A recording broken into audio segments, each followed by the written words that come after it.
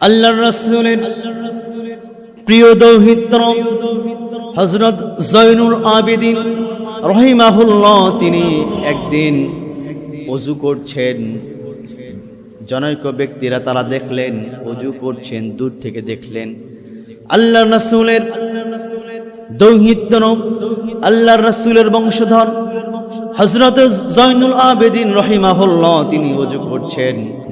দূর থেকে দেখতে পেলেন যে জয়নুল আবেদিনের মুখমণ্ডলটা হলুদ বর্ণ হয়ে গেল, হলুদ বর্ণ হয়ে গেল। জনৈক ব্যক্তিগুলো জয়নুল আবেদিনের নিকটবর্তী হলেন, জয়নুল আবেদিনকে বললেন, জয়নুল আবেদিন তুমি তো নবীজির দৌহিত্র, নবীর বংশের মানুষ তুমি, আমরা জানতে চাই তুমি যখন ওযু করলে, ওযু করার সময় তোমার মুখমণ্ডলটি হলুদ বর্ণ হয়ে গেল, হলুদ বর্ণ হয়ে গেল, এর কারণ কি আমরা একটু জানতে চাই। নবীজির দৌহিত্র হযরত জয়নুল আবেদিন রাহিমাহুল্লাহ তিনি বলছেন, তোমরা কি জানো না আমি ওযু যে সমাপ্তি করলাম আমি এখন কার সামনে দাঁড়াবো? তোমরা কি জানো না আমি সেই মালিকের সামনে এখন দাঁড়াবো? আল্লাহ রাসূল বলছেন, আস-সালাতু মি'রাজুল মুমিনিন, নামাজটি হচ্ছে মুমিনদের জন্য মেরাজ। আমার প্রিয় ভাইরা, আল্লাহ রাসূল সাল্লাল্লাহু আলাইহি ওয়াসাল্লাম যেমন মেরাজ করেছিলেন, দোলক ভোলক ছাড়িয়ে 7 আসমান পাড়ি দিয়ে আল্লাহ পাকের আরশ কুরসিতে গিয়ে আল্লাহ রাব্বুল আলামিনের সঙ্গে সশরীরে জাগ্রত অবস্থায় মেরাজ করেছে আল্লাহর রাসূল।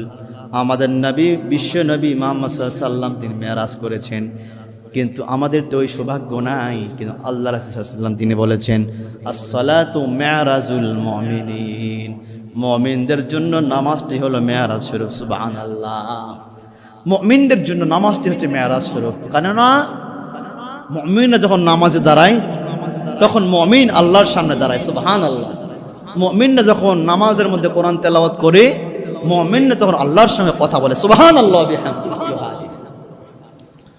আমার প্রিয় ভাইয়েরা, আল্লাহর নবীর দৌহিত্র হযরত জয়নুল আবেদিন তিনি বললেন, আমি ওযু সমাপ্তি করলাম, এখন আমি কার সামনে দাঁড়াবো? তোমরা কি জানো না আমি সেই আল্লাহ রাব্বুল আলামিনের সামনে দাঁড়াবো?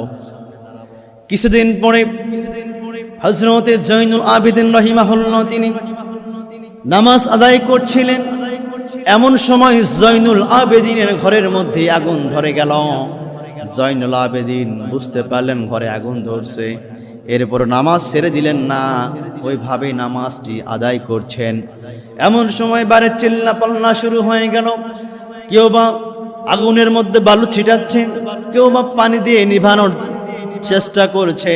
এরপর জয়নুল আবেদিন তিনি নামাজ থেকে ফারেক হলেন না, নামাজ সমাপ্তি করে আগুন নিভানো হলো। এলাকাবাসীরা জয়নুল আবেদিনকে বলছেন, ও জয়নুল আবেদিন, তুমি তো নবীজির দৌহিত্র, তুমি তো নবীর বংশের সন্তান।